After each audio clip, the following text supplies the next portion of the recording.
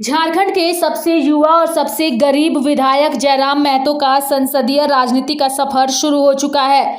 डुमरी से विधानसभा चुनाव जीत चुके जयराम महतो की किन विपरीत परिस्थिति में परवरिश हुई, इसकी एक लंबी कहानी है।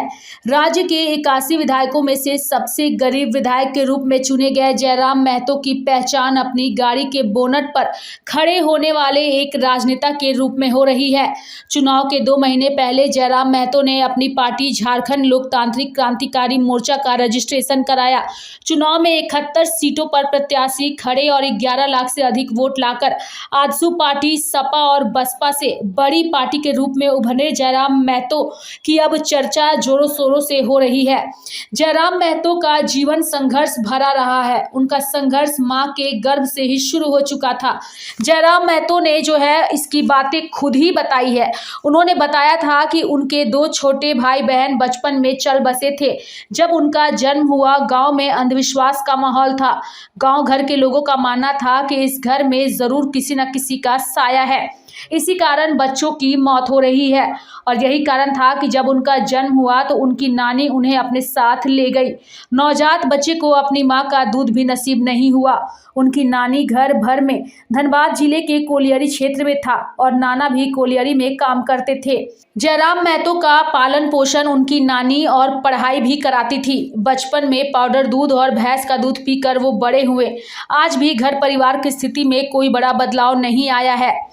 वहीं उनकी मां मानसिक तौर से पूरी तरीके से टूट चुकी थी।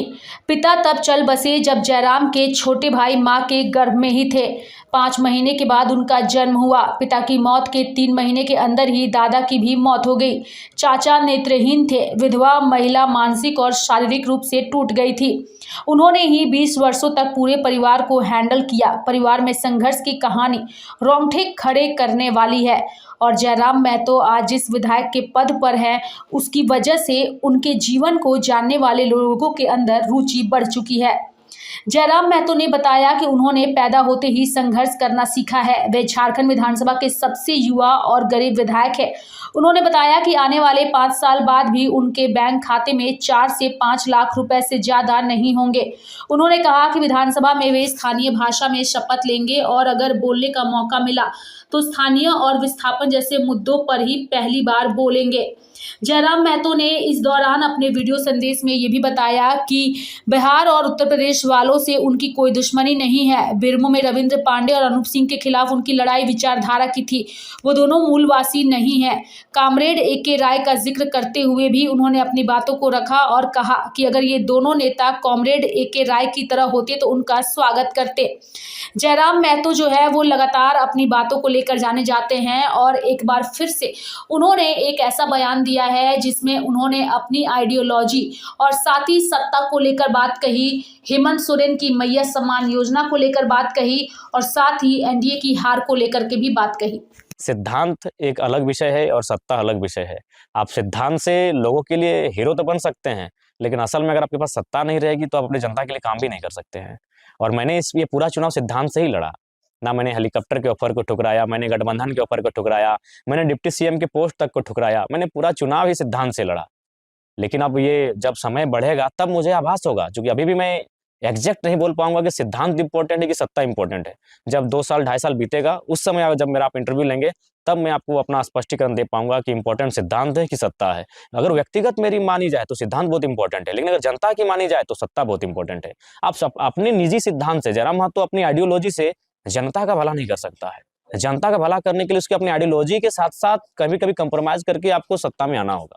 देखिए, अब तो 5 साल तो हमें मान के चलिए अपना सिंगली रहना होगा। फिर 5 साल जब जैसे समय बीतेगा, हम लोग अपने आप को आकलन करेंगे कि हम लोग कितनी मजबूत हैं। उसके परिस्थितियों के अनुसार अब हम लोग तय करेंगे, क्योंकि हमें भी लगता है कि सिद्धांत एक अलग विषय है और सत्ता अलग विषय है। आप सिद्धांत से लोगों के लिए हीरो तो बन सकते हैं, लेकिन असल में अगर आपके पास सत्ता नहीं रहेगी तो आप अपनी जनता के लिए काम भी नहीं कर सकते हैं। और मैंने ये पूरा चुनाव सिद्धांत से ही लड़ा। ना मैंने हेलीकॉप्टर के ऑफर को ठुकराया, मैंने गठबंधन के ऑफर को ठुकराया, मैंने डिप्टी CM के पोस्ट तक को ठुकराया। मैंने पूरा चुनाव ही सिद्धांत से लड़ा। लेकिन अब ये जब समय बढ़ेगा तब मुझे आभास होगा, क्योंकि अभी भी मैं एग्जैक्ट नहीं बोल पाऊंगा कि सिद्धांत इंपॉर्टेंट है कि सत्ता इंपॉर्टेंट है। जब 2 साल 2.5 साल बीतेगा, उस समय जब मेरा आप इंटरव्यू लेंगे, तब मैं आपको अपना स्पष्टीकरण दे पाऊंगा कि इंपॉर्टेंट सिद्धांत है कि सत्ता है। अगर व्यक्तिगत मेरी मानी जाए तो सिद्धांत बहुत इंपॉर्टेंट है, लेकिन अगर जनता की मानी जाए तो सत्ता बहुत इंपॉर्टेंट है।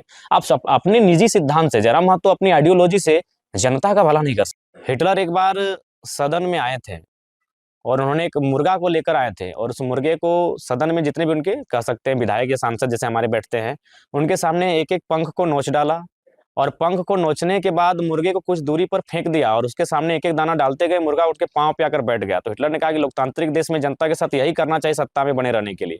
5 साल इनके पंखों को नोचिए और अंतिम समय कुछ दाना डाल दीजिए ताकि ये चरणों में आपके आ जाएगा। उसी प्रकार उन्होंने मैया सम्मान योजना, चूंकि आर्थिक रूप से आम व्यक्ति इतना प्रताड़ित हो चुका है कि उन्हें 1000 रुपए बहुत बड़ी रकम लगी, और उसी में महिलाओं का रुझान दिखा, जो कि आप इनकार नहीं कर सकते हैं।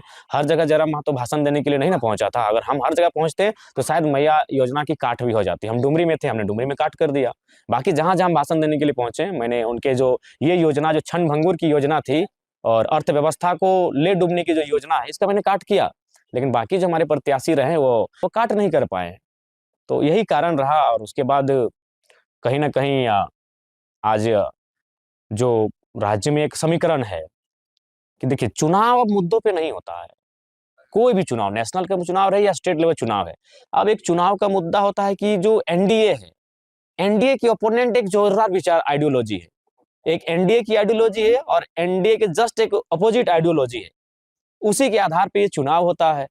तो लिहाजा एक समीकरण है झारखंड में, एनडीए के ओपोनेंट में एक समीकरण है जो बहुत बड़ा माने वोट बैंक है। तो विकास और उन्नति वहां मायने नहीं है, और मुद्दा मायने नहीं है, बस कि एनडीए को डिफीट कैसे होगा। तो ये भी एक चीज होता है। और एनडीए वालों को भी खामियां यही रही कि भाई आप मुद्दों पे बात नहीं करते हैं, मुद्दों को इग्नोर करते हैं। आपको लगता है कि हर जगह रिलीजियस इश्यूज को घुसा के चुनाव जीत जाएंगे। जो यही कारण रहा कि अब चुनाव पोलराइजेशन पे आधार पे होता है, चुनाव इक्वेशन के आधार पे होता है, चुनाव अब डेवलपमेंट के नाम पे नहीं हो रहा है। एनडीए की हार का सबसे बड़ा कारण वे स्वयं है। स्वयं इसलिए है कि एनडीए एक ऐसी राजनीतिक दल है, और दुनिया की सबसे बड़ी राजनीतिक दल इसलिए भी है कि वो मामूली बात को कैच करती है। आज हेमंत बिश्व शर्मा जब आए प्रभारी, सह प्रभारी बन के, तो बिल्कुल उन्होंने बहुत बेहतर कार्य किया एनडीए के लिए। हम भी सुन रहे थे, हमारे दोस्त बता रहे थे कि कोई पंचायत अध्यक्ष भी अगर रूठ गया था तो उसको मनाने के लिए आता था, कोई प्रखंड अध्यक्ष रूठ गया था तो हेमंत बिश्वा सीधे उनको मनाने के लिए आते थे। निरंजन राय को हेलीकॉप्टर में उठा के ले गए। लेकिन उनको जब एक पंचायत अध्यक्ष का रूठना दिखा तो 1932 का खतियान क्यों नहीं दिखा? झारखंड के युवाओं की नाराजगी क्यों नहीं दिखी? विस्थापित पलायन हो रहे युवाओं का दर्द क्यों नहीं दिखा? सरना धर्म कोड की मांग क्यों नहीं दिखी? कुर्मियों का रेल टेका आंदोलन क्यों नहीं दिखा? यहाँ उन्होंने या तो नजरअंदाज कर गए, या तो उन्हें लगा कि हिंदुइज्म का कार्ड को यहाँ भी खेल जाएंगे। तो एनडीए को जानना चाहिए कि झारखंड एक कल्चरल स्टेट है, ये रिलीजियस स्टेट नहीं है। ये जंगल, जमीन, झाड़, पहाड़, पर्वत, नदी, नाला, सरई का पेड़, ये पलाश का फूल, ये एक कल्चरल स्टेट है। इसकी आइडेंटिटी मांदर की थाप में है। तो यहाँ से वो जो अपना हिंदुत्व को लेके आते हैं, देखिए हिंदुत्व हर एक धर्म का हम सम्मान करते हैं, लेकिन चुनावी एजेंडा उनको यहाँ इस विषय को नहीं बनाना चाहिए था। यहाँ उनको विस्थापन को बनाना चाहिए था, उजड़ रहे झारखंड को बनाना चाहिए था, खतियान को बनाना चाहिए था, और सरना धर्म कोड की जो मांग है, कुर्मियों का जो रेल टेका आंदोलन है, इन विषय को उनको मुद्दा बनाना चाहिए था। तो शायद वो बेहतर अपने आप को कर सकते हैं। तो अगर वो चुनाव में बुरी तरह पिटे हैं तो कारण वो स्वयं है। वो दिल्ली के भाषणों को अगर झारखंड में देंगे तो नहीं चलेगा। झारखंड विविधता से परिपूर्ण राज्य है, इसका व्यवहार अलग है। जयराम महतो फिलहाल जो है वो झारखंड की राजनीति में इसलिए चर्चा में बने हुए हैं चूंकि चुनाव से कुछ महीने पहले ही उनकी पार्टी को रजिस्ट्रेशन मिलता है, और रजिस्ट्रेशन के बाद जिस तरीके से चुनाव में उन्होंने पूरी भाजपा का खेल बिगाड़ दिया, उसके बाद से हर कोई इनके बारे में जानने के लिए व्याकुल है। जयराम महतो के बारे में हमने आपको अपने इस खबर में विस्तार पूर्वक बताया। आगे भी लाइव इंडिया जयराम महतो से जुड़ी हर छोटी बड़ी खबर से दर्शकों को रूबरू कराता रहेगा। फिलहाल इस सबसे गरीब एमएलए और मां का दूध तक नहीं पी सके जयराम महतो की चर्चा देश दुनिया में हो रही है। लाइव इंडिया हर पल के लिए रांची से डेस्क की रिपोर्ट।